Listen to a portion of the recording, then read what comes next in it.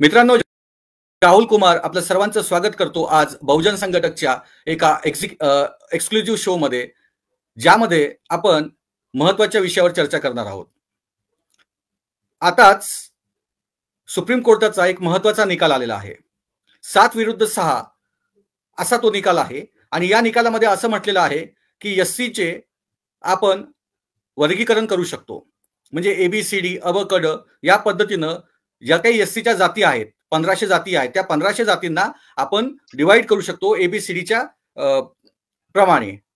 हा एक निकाल त्यांनी दिला आणि त्याचप्रमाणे त्यांनी त्यांच्या स्पष्टीकरणामध्ये आणखीन एक गोष्ट म्हटली की ओबीसींप्रमाणे SC STंना सुद्धा क्रिमी लेअर का लावू नये किंवा लावल्या गेलं पाहिजे, या पद्धतीनं त्यांनी त्यांच्या या निकालामध्ये सांगितलेलं आहे. तर हा जो निकाल आहे, हा निकाल एकूणच आरक्षणाच्या भूमिकांवर, आरक्षणाच्या धोरणावर आणि आरक्षण ज्या कारणांसाठी दिल्या गेलं त्या एकूणच कारणांवर किती परिणाम करणारा आहे हे आपण या चर्चेतून समजून घेऊ. परंतु हे समजून घेत असताना आरक्षण का देण्यात आलं, आरक्षणाची भूमिका काय, छत्रपती शाहू महाराजांनी ज्यावेळेस 1902 मध्ये जुलैमध्ये 26 जुलैमध्ये म्हणजे 26 जुलै आणि आज 1 ऑगस्ट या दरम्यान म्हणजे आरक्षणाची ज्यांनी सुरू केलं त्या छत्रपती शाहू राजांच्या त्या आरक्षणाच्या आरक्षण दिनापासून 7 दिवसाच्या आत हा निकाल येतोय. ही एक महत्वाची गोष्ट आपण या ठिकाणी समजून घेतलं पाहिजे.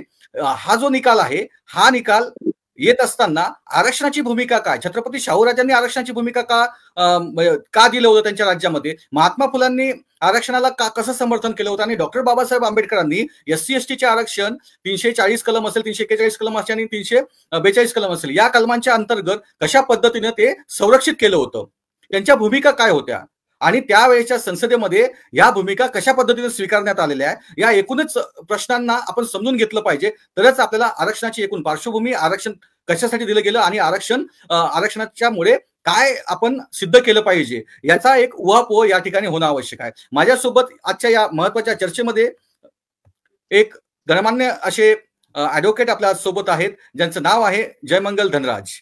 ऍडव्होकेट जयमंगल धनराज हे माजी प्राचार्य आहे डॉक्टर बाबासाहेब आंबेडकर लॉ कॉलेजचे, जे वडाळ्याला doctor Babasaheb Ambedkar law college Wadala येथे हे माजी प्राचार्य राहिलेले आहेत.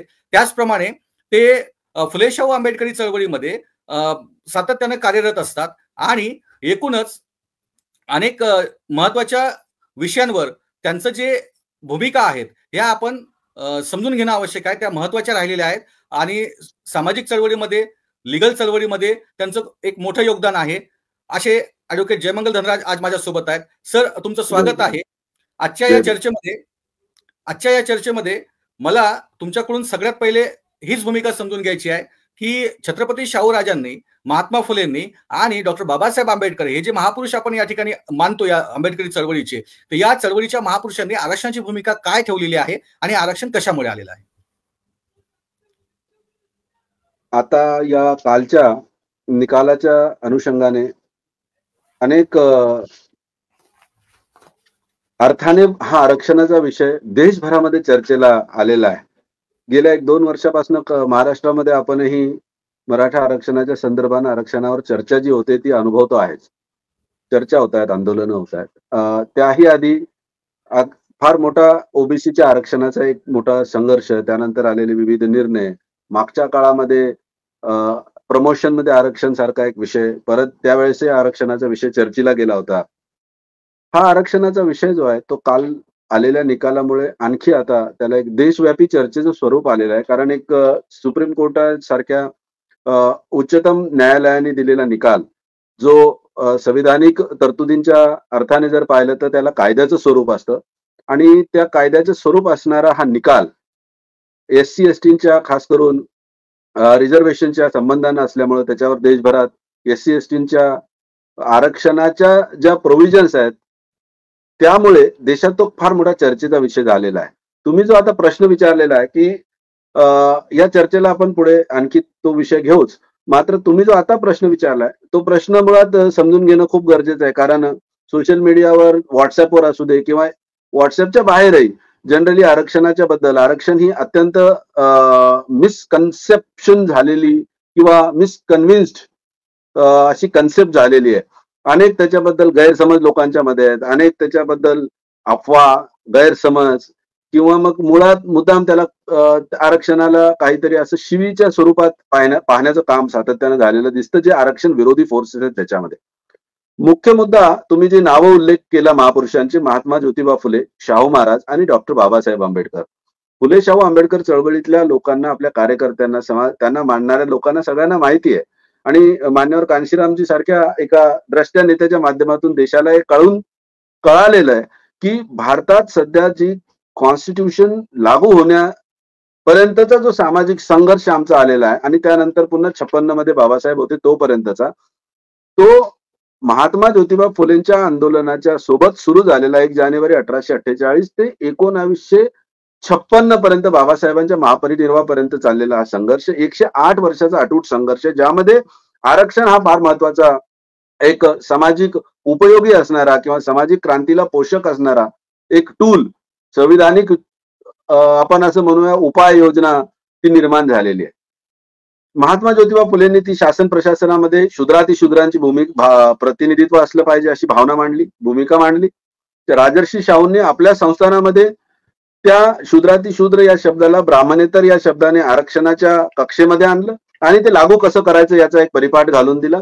आणि जेव्हा डॉक्टर बाबासाहेब आंबेडकरांचा काळ होता तेव्हा ती संविधानिक पॉलिसी त्याची बनवून मग schedule caste, schedule tribe, backward classes आणि या सगळ्या वर्गांना आरक्षणाची घटनात्मक तरतूद संविधानाच्या माध्यमातून झाली. ही त्याची पार्श्वभूमी आहे.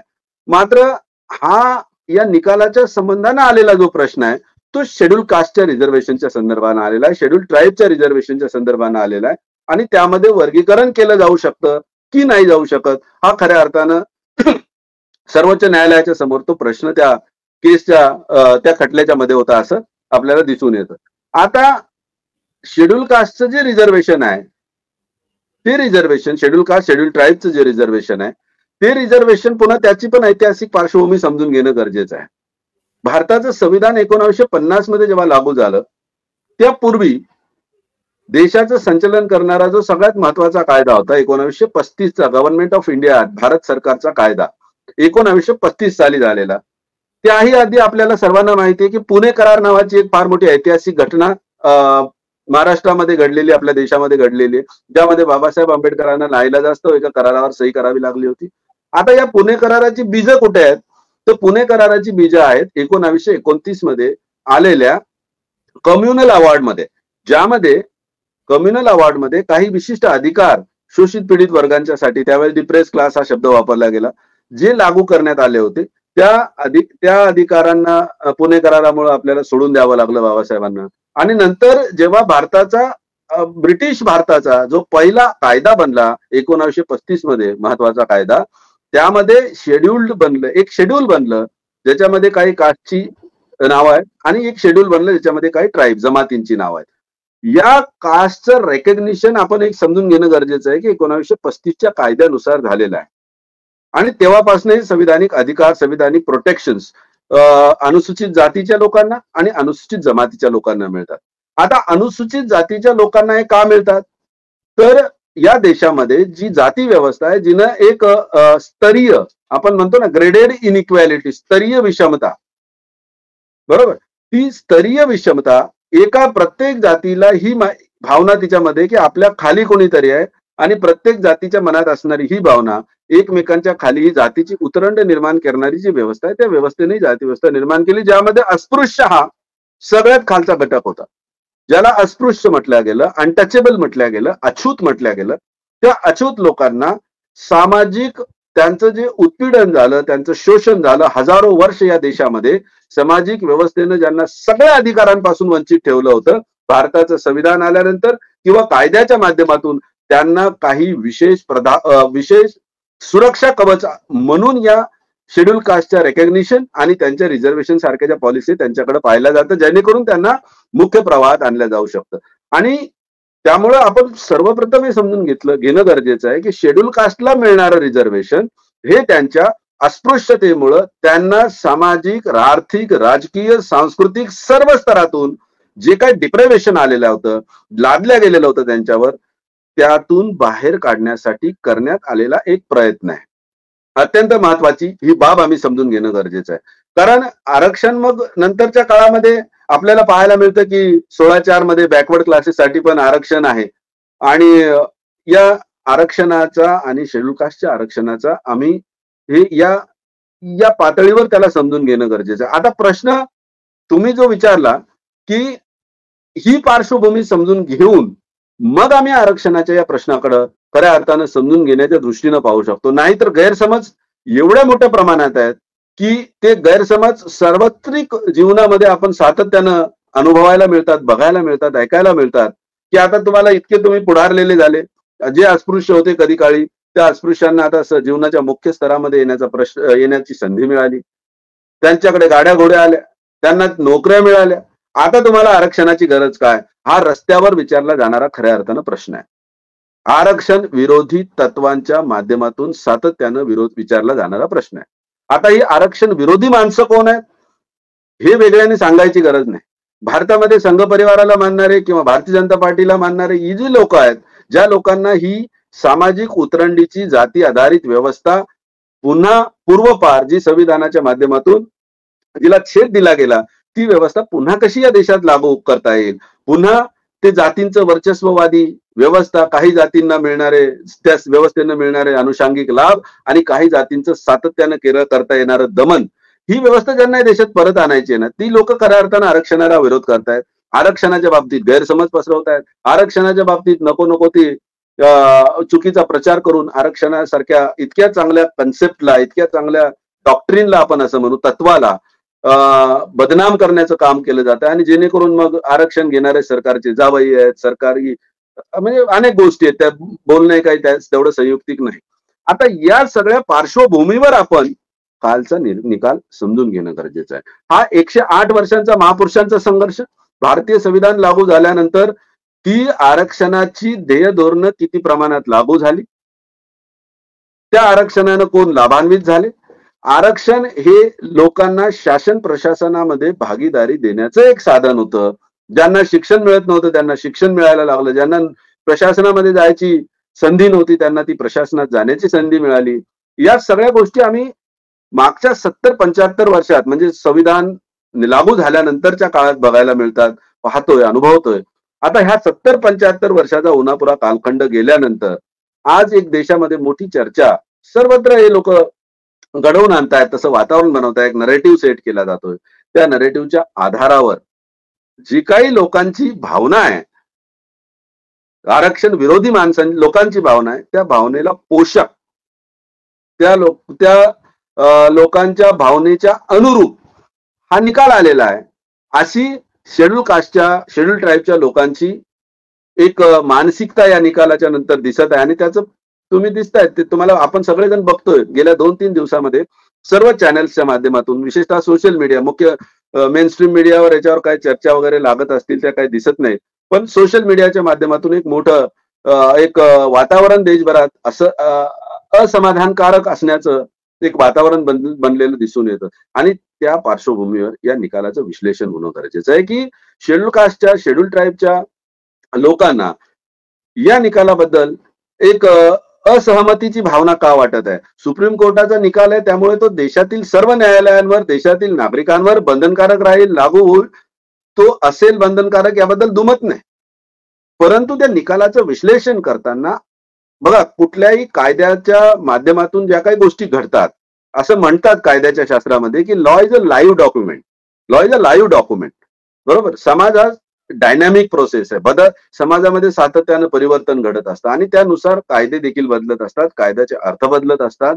ते अर्थ लावण्याची जबाबदारी ज्या उच्चतम न्यायालयांवर आहे त्यांच्याकडून आलेला हा निकाल समजून घेताना ही सामाजिक म्हणजे काय म्हणतात पार्श्वभूमी समजल्याशिवाय किंवा या सामाजिक पार्श्वभूमीला समोर ठेवल्याशिवाय निवळ न्यायालयीन इंटरप्रिटेशनच्या अर्थानं हा निकाल समजून घेणं तेवढंस काय म्हणतात प्रस्तुत होणार नाही. आणि म्हणून यावर चर्चा होते, ती विश्लेषण करण्याची चर्चा आहे. त्यामध्ये न्यायालयाने दिलेल्या निकालाला टीका करणे किंवा त्यावर हा उद्देश नसून जे संविधानिक तत्व भारताच्या घटनाकारांनी भारताच्या संविधानाच्या माध्यमातून अनुसूचित जाती, अनुसूचित जमातीच्या लोकांच्या उत्कर्षासाठी जे काही संविधानिक कवच कुंडला आपण बनवून ठेवलेत, त्यावर याचा काय परिणाम होणार आहे, याचे दुर्गामी काय परिणाम होणार आहे, त्या अर्थानं आपण याचं विश्लेषण करण्याचा प्रयत्न करतोय.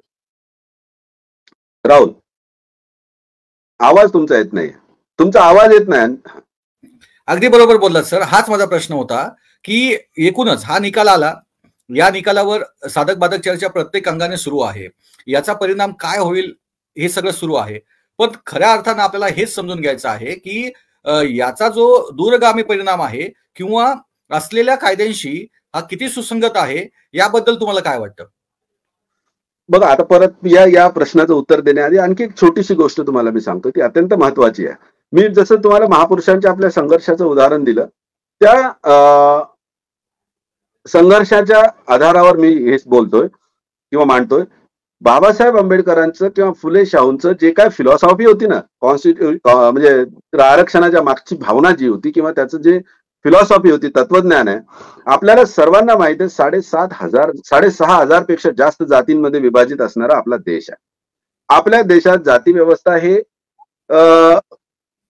कटू असलं तरी सत्य आहे की जाती व्यवस्था आहे, ती ऑपरेटिव्ह आहे. त्या जातीची एक संस्कृती आहे, ती संस्कृती सातत्यानं कार्यरत असते आणि ही जातीच्या आधारावर विभाजित असलेला समाज, त्यामध्ये साधारणतः 1200-1300, आता काळ 2018 मध्ये social justice ministry of government of इंडियाचा एक डेटा होता, फिगर होती, ज्यामध्ये एक साधारणतः 1260च्या आसपास 1260-65 काहीतरी जाती शेड्यूल कास्टमध्ये असल्याचा रिपोर्ट त्याच्यामध्ये आहे.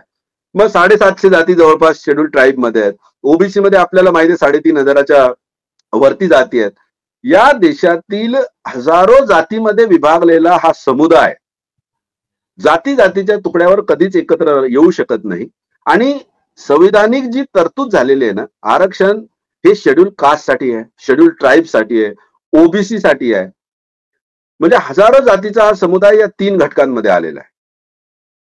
बघा तुम्ही, हेच आरक्षणाच्या मागचं हे तत्व, हे सगळ्यात मोठी त्याची ताकद आहे किंवा त्याच्या मागचं सगळ्यात महत्वाचं समजून घेण्याची गरज आहे की आरक्षण हे जातीला नाही तर जातींच्या समूहाला दिलेलं आहे.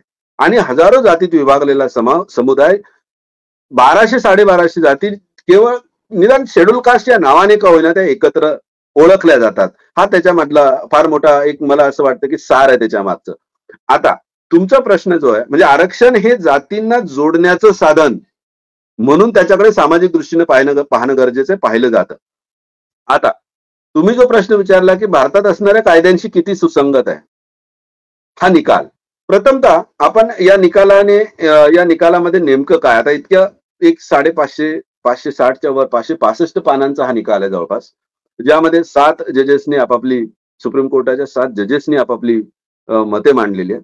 त्यामुळे ते सगळं आता इतक्या आपल्या आहे त्या वेळेमध्ये शक्य होईल की नाही माहित नाही, परंतु या निकालाच्या अनुषंगाने जी चर्चा खऱ्या अर्थानं अपेक्षित आहे, तर त्याचं कन्क्लुजन त्या निकालाचं कशामध्ये होतं, त्या निकालात प्रामुख्याने 3 गोष्टी आहेत की ज्यावर मोठा एक कन्सर्न निर्माण झालेला आहे. त्यामध्ये पहिली गोष्ट होती की सर्वोच्च न्यायालयाने एससी कॅटेगरीमध्ये ही जी दवेंदर सिंगची जी केस आहे त्याच्यामध्ये आताची कालची परवाच्या निकालामध्ये की 3 गोष्टी प्रामुख्याने सांगितल्या. एक तर पहिली गोष्ट त्याच्यामध्ये सांगितली गेली की शेड्यूल कास्टच्या आणि शेड्यूल ट्राईबच्या मध्ये एक क्लासिफिकेशन होणं हे कॉन्स्टिट्युशनली परमिसिबल आहे. क्लासिफिकेशन. दुसरी गोष्ट सांगितली ती म्हणजे क्रिमी लेअरची, आयडेंटिफिकेशन ऑफ क्रिमी लेअर. आणि तिसरी महत्वाची गोष्ट सांगितली किंवा त्याच्यावर चर्चा केली गेली त्याच्यामध्ये, त्या जजमेंटमध्ये, अर्थात सगळ्याच जजेसनी सगळ्याच गोष्टींना मान्यता दिली अशातलाही भाग नाही. त्यामध्ये जस्टिस बेला त्रिवेदी सारख्या ही जज आहेत ज्यांनी या गोष्टींना विरोध दर्शवला. 6 जणांनी सहमती दाखवली असली तरी बेला त्रिवेदी जस्टिस आहेत, त्यांनी त्याच्यासोबत असहमती दर्शवली. तिसरी गोष्ट मी सांगत होतो की एका जस्टिस मित्तल यांनी रेकॉर्ड केलं की ऑब्झर्वेशन नोंदवलं आपलं की त्याच्यामध्ये रिझर्वेशन हे फक्त एकाच जनरेशनसाठी किंवा पहिल्या जनरेशनलाच मिळालं पाहिजे किंवा एकाच जनरेशनसाठी मिळालं पाहिजे. आता या 3 गोष्टी खऱ्या अर्थानं एससी समुदायाला, शेड्यूल कास्ट अनुसूचित जातीच्या समुदायाला आपल्या संवैधानिक अधिकारांवर फार मोठं एक काय म्हणूया त्याला आघात झाल्यासारख्या वाटतायत किंवा त्या डेट्रिमेंटल वाटतायत. आता याच्यामध्ये का डेट्रिमेंटल वाटतायत किंवा कशाच्या आधारावर हा निकाल दिला गेला, तर आपण ज्या चर्चेचा आधी उल्लेख केला, फार त्या जजमेंटचा जे काय अनालिसिस आणखी येणाऱ्या काळात अजूनही होईल, हे तर अगदी 2 दिवसामध्ये जेवढं आपल्या लक्षात येतंय त्याच्या आधारावर आपण चर्चा करतोय. परंतु जे आधीचे काही जजमेंट्स आले ना, रिसेंटली जे प्रमोशन रिझर्वेशन इन प्रमोशनचं जजमेंट आलं होतं, त्याच्यामध्ये खास करून ती गोष्ट चर्चिल्या गेली किंवा महाराष्ट्रामध्ये आता मराठा आरक्षणाच्या संदर्भाने जी चर्चा चालू आहे, त्याच्यामध्ये ती गोष्ट आपल्या कानावर पडते की क्वांटिफिएबल डेटा असल्याशिवाय ह्या पॉलिसीज बनवणं शक्य होत नाही. जजमेंट तर सुप्रीम कोर्टाचं आलं, निकाल तर आला की याच्या एससी मध्ये वर्गीकरण करणं कॉन्स्टिट्युशनली परमिसिबल आहे. परंतु ते कॉन्स्टिट्युशनली परमिसिबल करणे त्याच्या मागचं कारण काय, की काही वर्गांना शेड्यूल कास्टच्या रिझर्वेशनचे फायदे काही जातींना मिळाले आणि बऱ्याच जाती त्या फायद्यांपासून अजूनही वंचित आहेत. मग त्या वंचित असणाऱ्या जातींना आरक्षणाच्या कक्षेत आणून त्यांना आरक्षणाचे फायदे देण्यासाठी ज्यांना जास्त फायदे मिळालेले आहेत त्या काही जातींना त्या जातींना क्लासिफाय करून ABCD जसं तुम्ही सुरुवात करतानाच बोलले त्या पद्धतीने त्याचं क्लासिफिकेशन करता येऊ शकतं. आता हे क्लासिफिकेशन करण्यासाठी काही गोष्टी काही आव्हानं आहेत, काही चॅलेंज असणार आहेत, काही ते करण्याची जबाबदारी बरं प्रामुख्यानं आणखी एक मोठा मुद्दा चर्चेला जातो या जजमेंटच्या निमित्तानं, तो हा की हे क्लासिफिकेशन करून ते करण्याचे अधिकार राज्यांकडे दिलेले आहेत. मग त्यामुळे पुन्हा 341 जे अनुच्छेद आहे संविधानाचा, त्या संबंधाने एक मोठी चर्चा येते. त्याच्यावरही या जजमेंटमध्ये उल्लेख केले गेलेला आहे.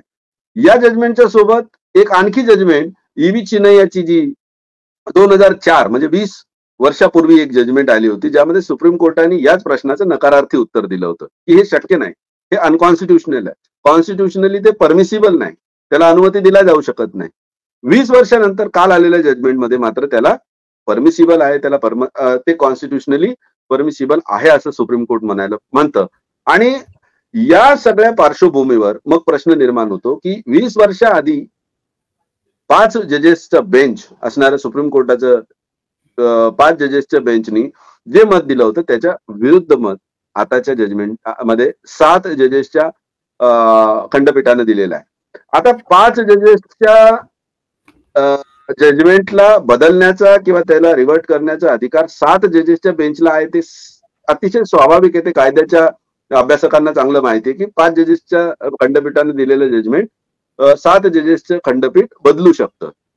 परंतु 5 जजेसच्या खंडपीठानं दिलेलं 2004चं जजमेंट हे 1995च्या जजमेंटवर आधारित आहे, इंदिरा साहनीच्या जजमेंटवर आधारित आहे, ज्यामध्ये रिझर्वेशनचा प्रमुख आधार सामाजिक आणि शैक्षणिक मागासलेपण जे जाती व्यवस्थेच्या माध्यमातून आलेलं आहे ते धरलेलं आहे. म्हणजे 2004चं चिनैयाचं जजमेंट हे नुसतं जजमेंट तेवढा पुरतं मर्यादित नाही, तर त्याला आधार 2004च्या आधीच्या इंदिरा साहनीच्या जजमेंटचा आहे, जे 9 जजेसचं होतं. आणि आता काल आलेलं जजमेंट आहे 7 जजेस. म्हणजे असे अनेक प्रश्न या संदर्भानं मनात येत आहेत, म्हणजे ज्याच्यामध्ये त्याला कॉन्स्टिट्युशनल देखील संविधानिक देखील अंग आहे, व्हॅलिडिटी त्या जजमेंटची किंवा अनेक असे विश्लेषणाचे मुद्दे त्यामध्ये आहेत. आता 341 जे आर्टिकल मी उल्लेख केला ज्याचा, त्यामध्ये हे अधिकार राष्ट्रपतीकडे दिलेले आहे. 341 आर्टिकल जर वाचलं तर आपल्या लक्षात येतं की हे अधिकार एखाद्या अनुसूचित जातीच्या लिस्टमध्ये, एखाद्या त्या सूचीमध्ये एखाद्या जातीचं नाव ऍड करायचं किंवा ते डिलीट करायचं, हे अधिकार राष्ट्रपतींकडे आहे. त्यामध्ये सब क्लासिफिकेशन किंवा असं वर्गीकरण करण्याची कुठल्याही प्रकारची तरतूद नाही. आता ती तरतूद राज्यांकडे दिल्यामुळं पुन्हा एक संविधानिक पेच निर्माण झालेला आहे की राष्ट्रपतींची ज्या पदाची जी गरिमा आहे किंवा संविधानिक स्थान आहे, त्यांचं जे पोझिशन आहे, संविधानिक पोझिशन, तिला देखील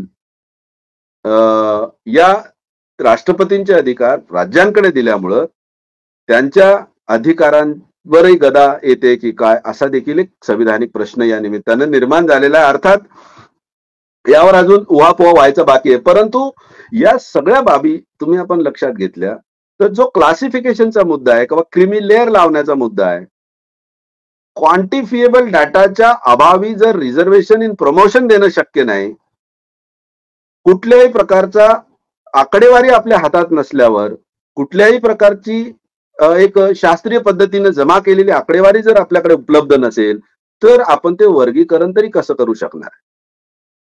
म्हणजे राज्यांवर जी जबाबदारी दिलेली आहे, समजा बरोबर, ती पार पाडायचं, हा, अगदी बरोबर बोललात तुम्ही समजा की ती पार पाडायचं जरी राज्यांनी ठरवलं तरी डेटा नाहीये. तो डेटा येईल कुठून? तो डेटा बरोबर, येईल कसा राज्यांकडे? तो डेटा येण्याचा एकमात्र पर्याय म्हणजे जातीगत जनगणना करावी लागेल. जातीगत बरोबर, जनगणना झाली तर कोणत्या जातींना किती किती लाभ मिळालेले आहेत, त्यांचं सामाजिक, आर्थिक, शैक्षणिक, सांस्कृतिक काय जी काय डेटा आपल्याला कलेक्ट करता येईल तो करता येईल. त्यांच्या कुटुंबात किती लोक नोकरीला लागलेत, हे पहिला कॅन्डिडेट असेल की दुसरा कॅन्डिडेट असेल की, म्हणजे हे सगळ्या बाबी ज्या आहेत त्या जातीगत जनगणना झाल्यानंतर येतील. आपल्या देशात आता वास्तविक स्थिती अशी आहे की 2011 नंतर जनगणना 2021 मध्ये व्हायला पाहिजे होती, ती अद्यापही झालेली नाही. म्हणजे गेले 15 वर्ष, 14-15 वर्ष आपल्या देशात जनगणना देखील झालेली नाही. जातीय जनगणना कशी करणार, कधी करणार? ही जातीय गणना होईपर्यंत आपल्याजवळ डेटा येणार नाही. डेटा आल्याशिवाय आपल्याला क्लासिफिकेशन करता येणार नाही. आणि मग म्हणून एक आणखी काय म्हणतात ना, तो प्रश्न चर्चेला जो आलाय की जर या सगळ्या गोष्टींची आपल्याकडे वानवा आहे, तर मग अशा प्रकारचं हे जजमेंट आता आलेलं आहे, ते अंमलबजावणीच त्याची होणार नसेल. बरं, त्याच्याबद्दल याच्यामध्ये काही उल्लेख देखील झालेला दिसत नाही या जजमेंटमध्ये. तो देखील एक महत्वाचा कन्सर्न आहे. म्हणजे नेमकं या जजमेंटने काय साध्य होईल आल्यानंतर, हा खऱ्या अर्थानं शेड्यूल कास्टच्या अनुसूचित जातीच्या लोकांच्या मनातला प्रश्न आहे. हा, तुम्ही काय बोलत होतात? अगदी बरोबर बोललात तुम्ही. आता हे जे काही तुम्ही सांगितलं, मला मोठी या म्हणजे अगदी ठळकपणे काय काय आपण बोलू शकतो की या नेमकं कायद्यात काय काय म्हटलेलं आहे, की जसं तुम्ही एक सांगितलं की जसं SC STचं वर्गीकरण, पहिला मुद्दा हा ठळकपणे याच्यामध्ये मांडला गेलेला आहे. दुसरा मुद्दा असा मांडला की SC STना तुम्ही क्रिमिलेअर लावा, हा याच्यामध्ये मुद्दा मांडलाय.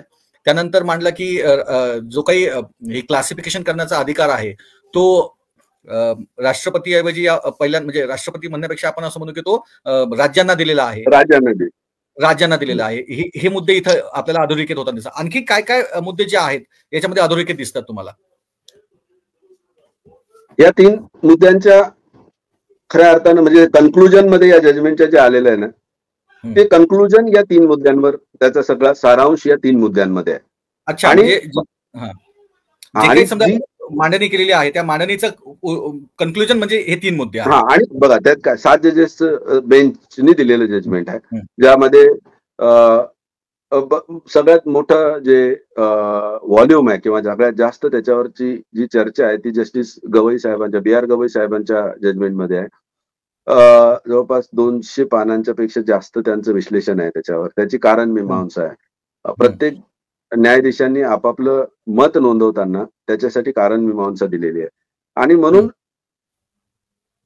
ह्या जे 3 प्रामुख्याने मुद्दे आलेले आहेत त्यामध्ये त्या मुद्द्यांच्या अवतीभोवती, त्या मुद्द्यांच्या समर्थनार्थ किंवा त्या कन्क्लुजन पर्यंत ते जजेस कसे आले त्याचा उहापोह त्याच्यामध्ये झालेला दिसतो. ज्यामध्ये मग काही मागच्या जजमेंटचा उल्लेख आहे, काही आधीच्या न्यायनिवाड्यांचा उल्लेख आहे, ज्यामध्ये EV चिन्नैयाच्या जजमेंटला त्या जजमेंटमध्ये जी भूमिका सुप्रीम कोर्टची होती ती भूमिका आता बदललेली आपल्याला दिसून येते. त्यामुळे त्याचाही उहापोह आहे. या सर्व बाबी आहेत. आणि हे समजून घेताना, म्हणजे कायद्याचा विद्यार्थी म्हणून समजून घेताना म्हणा किंवा एक सामाजिक कार्यकर्ता म्हणून समजून घेताना, आपल्याला काही गोष्टी, आरक्षण हा काही निवळच असा जसं एखादा कायद्याचा विषय असतो की समजा फौजदारी कायदे आहेत, फौजदारी कायद्यांमध्ये गुन्ह्यासाठी गुन्ह्याची व्याख्या आणि त्यावर शिक्षा आणि ती शिक्षेपर्यंत पोहोचवण्याची प्रोसेस, हे इतकं सरळ सरळ समजून चालणार नाही.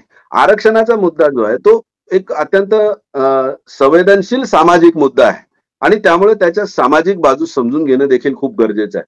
म्हणून मी जसं आधी बोललो की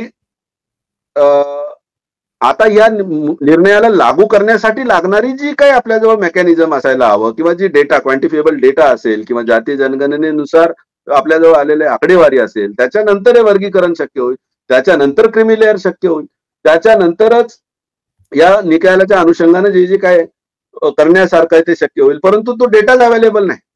म्हणजे आज रोजी हा निकाल आल्यावर या देशामध्ये आंबेडकरी चळवळीतली माणसं, शेड्यूल कास्टची, अनुसूचित जाती जमातीची माणसं हा विचार करतायत की मग आज या निकालाने काय साध्य होणार आहे.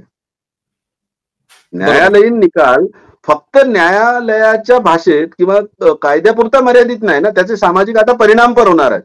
आणि त्याचे बरोबर. सामाजिक परिणाम असे आहेत की जसं तुम्हाला मी एक उदाहरणासाठी सांगतो, उदाहरणादाखल सांगतो. महाराष्ट्रामध्ये आपल्या राज्यामध्ये मला वाटतं 59 शेड्यूल कास्टच्या जाती आहेत. अनुसूचित जातीच्या यादीमध्ये बरोबर. 59 जाती आहेत. बरोबर. त्या 59 जातीमध्ये आता याचा परिणाम कसे होणार आहेत बघा. आपण थोडंसं विचार करू. म्हणजे ते जी न्यायालयाने दिलेला निकाल तो आपल्याला सगळ्यांना कायदा म्हणून आपल्या सगळ्यांवर लागू आहे देशावर, त्याच्यात दुमतच नाही. परंतु आता काय होणार आहे, ते काय होऊ शकतं. आरक्षण शेड्यूल कास्टला आहे 13% महाराष्ट्रामध्ये अनुसूचित जातीच्या लोकांना. या 59 जातींपैकी लोकसंख्या म्हणजे जातींच्या किती किती जातीची कोणकोणत्या लोकसंख्या आहे ते जर थोडं समजून घ्यायचं म्हटलं ना, महार जातीची लोकसंख्या आहे 57-57.5%. बरोबर. त्यामध्ये दुसऱ्या क्रमांकावर आहेत मातंग जात, ज्यांची लोकसंख्या आहे 20% थोडी पुढे. चांभार जातीची लोक आहेत, त्यांची लोकसंख्या आहे 12.5%. आणि चौथी जात त्याच्यामध्ये आहे भंगी, त्यांची लोकसंख्या आहे 1.9 म्हणजे 2% आसपास. हे सगळे मिळून होतात 92%. अच्छा. 92% ह्या 4च जाती आहेत. आणि जाती अनुसूचित जातीच्या लिस्टमध्ये महाराष्ट्रात आहेत 59 जाती. म्हणजे 55 जाती अशा आहेत अजून की ज्या फक्त 8% आहेत. 92% पॉप्युलेशन महाराष्ट्रातली या जातींची आहे. आता पूर्वाश्रमीचे महार, आताचे बौद्ध हे 57% आहेत महाराष्ट्रामध्ये शेड्यूल कास्टमध्ये. आता ज्या लोकांची लोकसंख्या 57% किंवा मातंग समाजाची 20% आहे, चर्मकार समाजाची 12% आहे, त्या लोकांनी जर जागा 100 निघाल्या, शेड्यूल कास्टच्या 100 जागा कुठे भरल्या गेल्या असतील, हायपोथेटिकल आहे, तर संख्यात 57% असल्यामुळे यांचे महार जातीतले बौद्धांचे 57% उमेदवार म्हणजे निवडले जातील. चर्मकारांपैकी असं समजूया आपण 12-13 लोक निवडले जातील. मातंगांपैकी 20 लोक निवडले जातील. मग आता क्लासिफिकेशन करायचं म्हटलं तर जी लोक 8% 55 जाती आहेत, त्यांचं क्लासिफिकेशन करून ते किती मायक्रोमध्ये जातील, ते क्लासिफिकेशन किती मायक्रो नंबर्स मध्ये जाईल. आणि बघा, नोकरीत रिझर्वेशन लागू करण्यासाठी, रिझर्वेशनच्या अनुषंगानं नोकरीची भरती करण्यासाठी एक रोस्टर नावाची सिस्टम लागू केली जाते. माहिती आहे आपल्याला सगळ्यांना, रोस्टर. बरोबर. रोस्टर मध्ये म्हणजे ते रिझर्वेशनची संख्या 200 पॉईंटचं रोस्टर जर असेल तर असं एक म्हणजे काही दिवस मी ऍडमिनिस्ट्रेशन मध्ये महाविद्यालयात काम केलेलं असल्यामुळे मला त्याच्यावर थोडंसं काम करण्याचा एक संधी मिळाली. त्या रोस्टरची कन्सेप्ट समजून घेताना 1, 2, 3, 4, 5, 6, 200 पर्यंत जर रिक्रुटमेंट निघाल्या, समजा पॉइंट्स आहेत ते, तर 13% रिझर्वेशनच्या आधाराने, त्याच्या आधारावर प्रत्येक 7वी पोस्ट जी आहे ना, ती शेड्यूल कास्टला आहे. 7वी पोस्ट हे फार समजून घेणं गरजेचं आहे. 7वी पोस्ट क्लासिफिकेशन केल्यानंतर काय होऊ शकतं. आता 7वी पोस्ट रिझर्वेशनची शेड्यूल कास्टसाठी येते. बरोबर. हा, बरोबर. त्याच्यानंतर शेड्यूल ट्राईबला 7.5% रिझर्वेशन, म्हणजे साधारणतः 14वी पोस्ट शेड्यूल ट्राईबची येते. अच्छा. आता हे क्लासिफिकेशन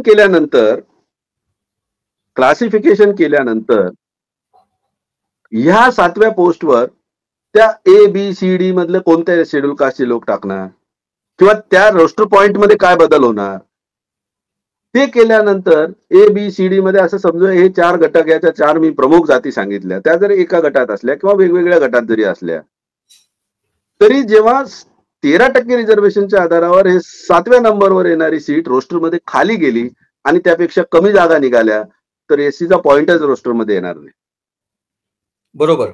हे थोडंसं तांत्रिक आहे, मला माहित नाही इतक्या कमी वेळात ते ऐकणाऱ्यांना किती लक्षात येऊ शकेल किंवा मी किती चांगल्या प्रकारे त्यांना ते समजावून सांगू शकेल, हा एक प्रश्न आहे. हा एक भाग झाला. एक त्याच्यामध्ये जस्टिस मित्तल साहेबांनी एक जी ऑब्झर्वेशन नोंदवलं की एकाच पिढीपुरतं ते मर्यादित असलं पाहिजे. बरोबर. बरोबर. किंवा एकदाच मिळालं पाहिजे असं काहीतरी अर्थ काढतायत लोक त्याचा. आता तुम्हाला माहिती आहे महाराष्ट्रामध्ये चतुर्थ श्रेणीमध्ये त्यातल्या त्यात सफाई कामगार मी प्रामुख्यानं मांडतो ते सफाई कामगारांची जी कामं आहेत सॅनिटेशनवर कन्झर्वन्सी स्टाफ ज्याला म्हणतो आपण, या कुटुंबातले लोक पिढ्यानपिढ्या त्या नोकरीमध्ये आहेत. त्यांच्यासाठी प्रिफरन्शियल ट्रीटमेंट नावाची पण एक योजना आहे. म्हणजे कुटुंबातले वडील नोकरीला असतील, वडील रिटायर झाल्यावर त्या मुलाला नोकरी मिळते प्रिफरन्शियल ट्रीटमेंटच्या आधाराने. त्या मुलाला नोकरी मिळते. नोकरीवर असताना ते वारले तरी त्यांना प्रिफरन्शियल ट्रीटमेंटमध्ये प्रामुख्याने तिथं ऍब्झॉर्ब केलं जातं. आता रिझर्वेशनचीच पोस्ट असते ती स्वच्छतागृह साफ करण्याच्या नोकरीसाठी. सामाजिक व्यवस्थेच्या परिणाम असे आहेत की भंगी मेहतर समाजाशिवाय, आमचे भंगी मेहतर बांधवाशिवाय दुसरं कोणी जात नाही. मग एकाच पिढीपुरतं जर रिझर्वेशनला मर्यादित करायचं म्हटलं तर ते सध्या कार्यरत असणारा एम्प्लॉई रिटायर झाल्यावर त्या पिढीतला त्याच्या कुटुंबातल्या दुसऱ्या माणसाला त्याचे लाभ मिळणार नाहीत.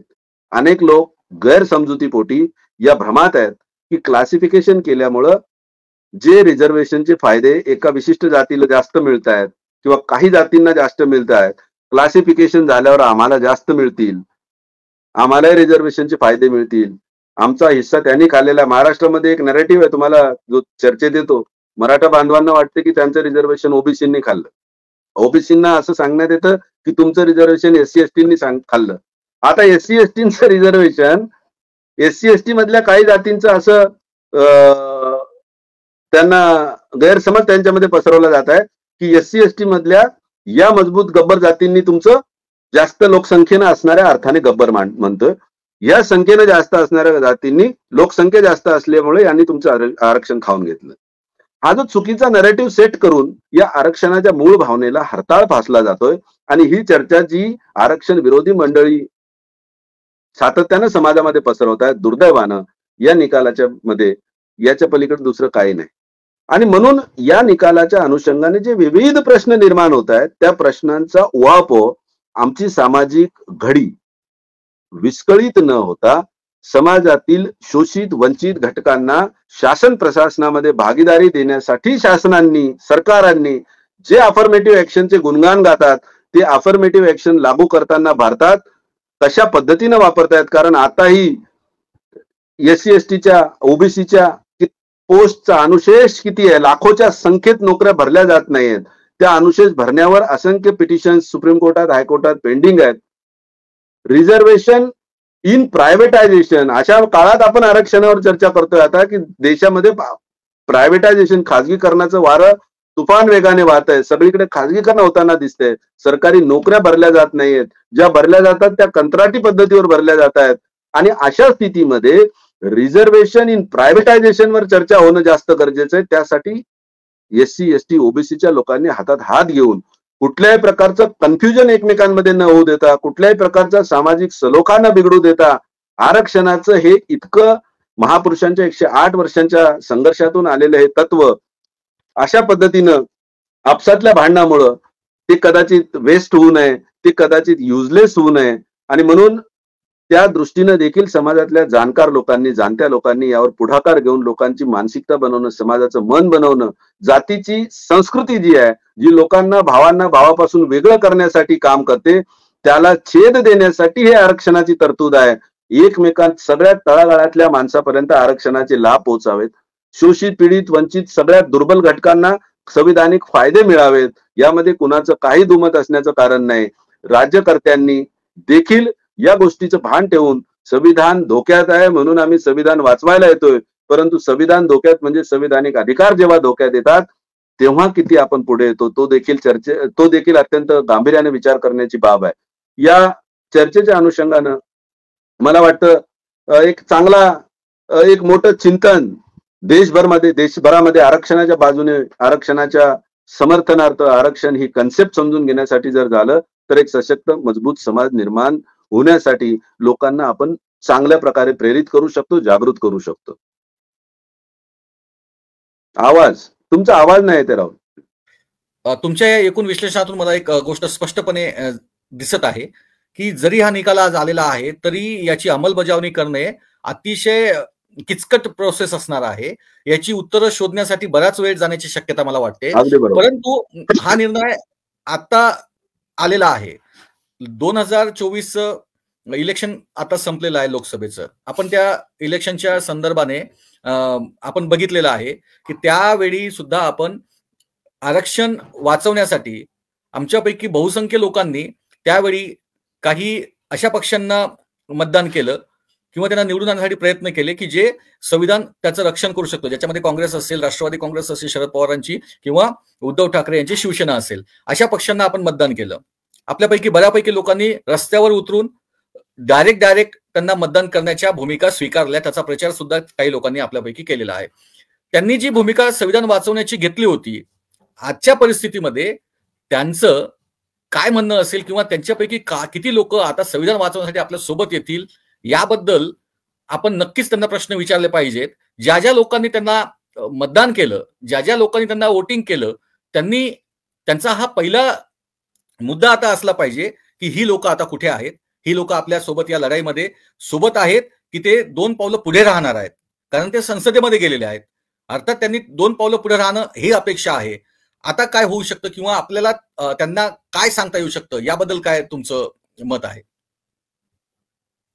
तुम्ही अतिशय म्हणजे मार्मिक प्रश्न विचारला खरा. या कालच्या निकालाच्या संदर्भानं राजकीय पक्षांची एक म्हणजे थेरॉटिकल सायलेन्स असल्यासारखी परिस्थिती आहे.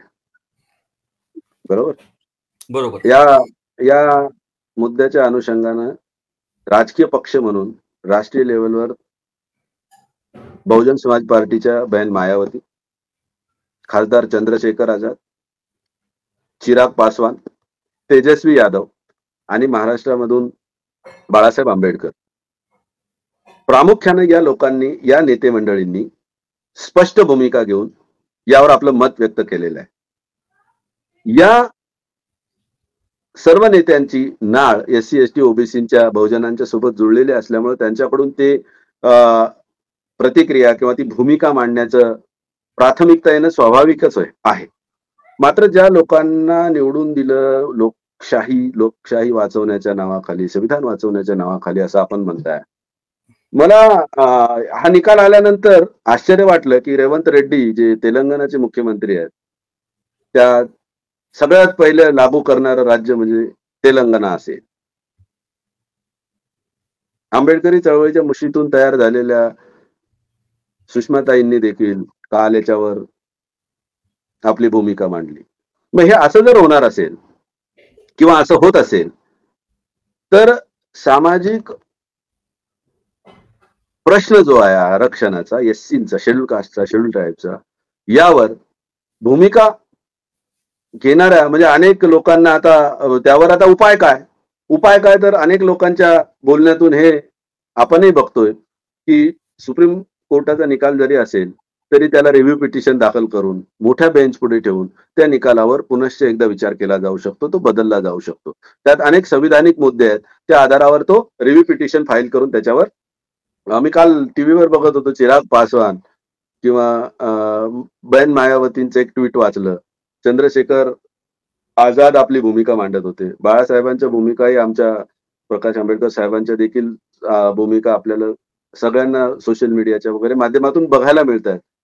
याच्यावर ऍक्शन घेतील, संसदेमध्ये अध्यादेश काढून देखील यावर इलाज केला जाऊ, म्हणजे याच्यावर उत्तर शोधलं जाऊ शकतं की अशा प्रकारचं काही होऊ नये. हे सगळे मार्ग जरी अवेलेबल असले तरी शेवटी लढाई आपली आहे.